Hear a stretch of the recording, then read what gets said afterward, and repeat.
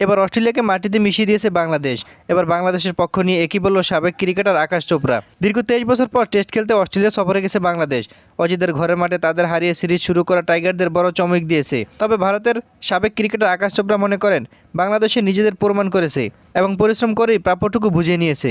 Darwin test নিয়ে আকাশ চোপড়া বলেন, কখনো কখনো অধিকার ছিনিয়ে আনতে হয়, কারণ চাইলে তা পাওয়া যায় না।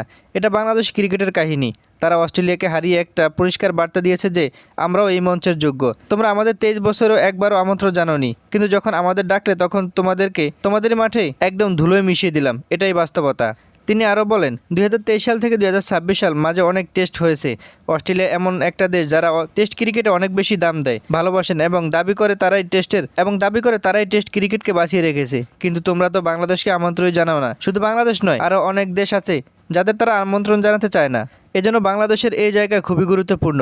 গত কয়েক বছর ধরে পেস বোলিং ব্যাপকভাবে উন্নত হয়েছে। দলের কাণ্ডারি হয়ে উঠেছে হাসান মাহমুদ, রায়ন রানা, তাসকিন আহমেদ, শরীফুল ইসলাম, খালেদ আহমেদ ও ইবাদত হোসেনরা। পূর্ণ শক্তি পেস ইউনিট না থাকার পর অজিদের ধসিয়ে দিলেন বাংলাদেশ।